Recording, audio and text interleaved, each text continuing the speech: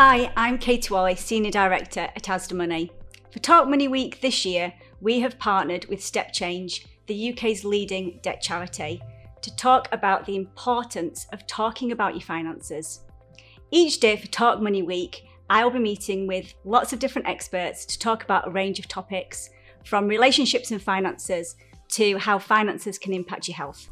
Today I'm joined by Andy Shaw, Debt Advice Policy Officer from StepChange, and also Mind, the mental health charity, to talk about how your health can impact your finances and how being in debt can impact your mental health.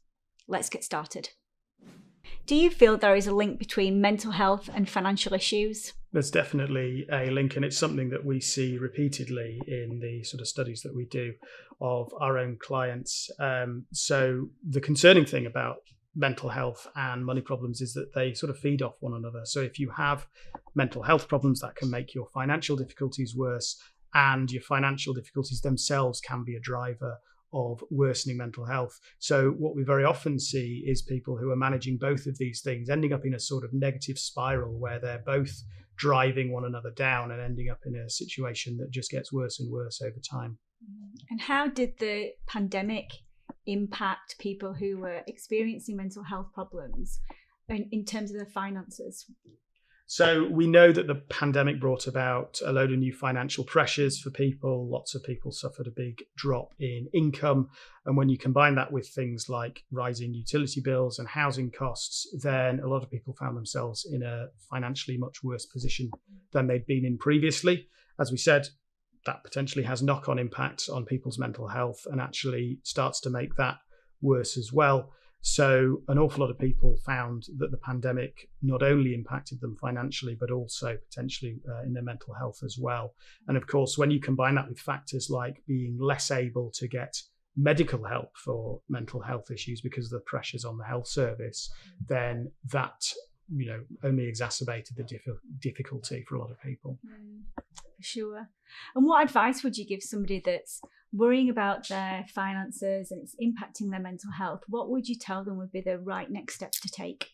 So because of this sort of feedback loop, if you like, between money and mental health, getting help with one can actually start to impact on both. So it might be that you want to seek help with your mental health first, and you may well get a referral to money advice as part of that. It may be that you want to seek money advice, and what a debt advisor will do is to try and help you get your finances in order, and that will hopefully have sort of consequential positive impacts on your mental health as well. There are organisations that do both. Actually, they focus very much on those people with acute mental health vulnerabilities, if you like, and in the context of sorting out their finances. So getting help for either of those things or both of them together is really important. But the most important thing cutting through all of it is just to seek help in the first instance. Thank you, Andy. Hi, my name's Rhiannon. I work on the Investing in Mental Health programme for Mind, the mental health charity. At Mind, do you feel like there is a link between mental health and financial issues? There is definitely a link between financial difficulties and mental health problems. Worrying about money can affect our mental health in lots of different ways. It can make us feel more stressed, it can make us feel more anxious, and it can even make us lose sleep. And when our mental health is poor, this can make managing our money harder. It's sometimes described as being like a vicious cycle.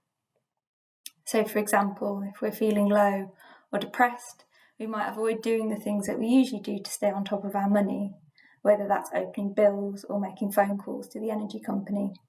Or we might find ourselves overspending to make ourselves feel better.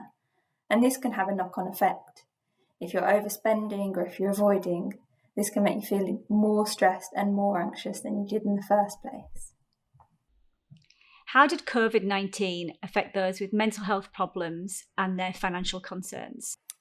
Earlier this year, we conducted a survey with more than 1,000 people to find out how money worries were affecting their mental health and the impact that the pandemic was having.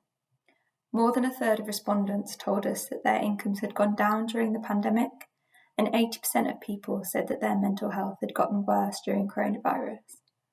So while COVID-19 absolutely did have an impact on people's mental health and their finances, it's really important to note that a lot of people told us that this was an existing problem. So coronavirus actually just made an existing problem much worse. At Mind, what do you advise people to do if they're concerned about their finances and their mental health? There is so much support out there if you are worrying about money and you're finding that it's impacting your mental health. It's really important to remember that you're not alone in this.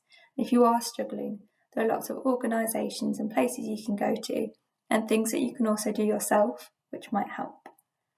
The first thing to do is to make sure that you're claiming any extra support or money that you're entitled to.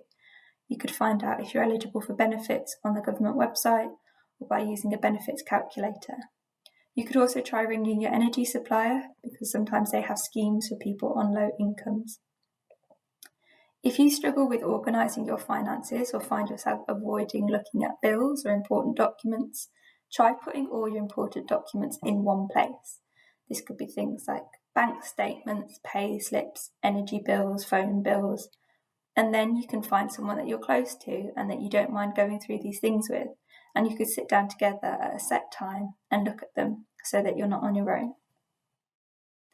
You might also find it helpful to have a set regular time when you check your bank balance. This helps you to know how much money you've got at each point in the month, and it can also stop you from looking at it too much or not often enough. If you're worried about overspending, think of some ways you could distract yourself if you do feel the urge to overspend. You might also find it helpful to make a budget. In your budget, you could write down all the essential things that you need to spend money on each month, whether that's rent or mortgage payments, food, shops, energy bills, and phone bills. And there are lots of tools online which can help you budget, including budgeting tools if you're on a 0 hours contract or if you're on universal credit. Having a budget might help you to see where you're spending more than you need to or where there's extra money left over. We have lots more practical tips and information about managing your money and taking care of your mental health on our website. Just go to mind.org.uk/money. Thank you. Thanks for joining us today. We're here every day this week for Talk Money Week, talking about hints and giving information about managing your finances. Special thanks to Andy from StepChange. Tell us where we can find out more information about your charity. Yep, stepchange.org, that's our website. Lots of useful information on there about managing the finances and also our free online debt advice tool.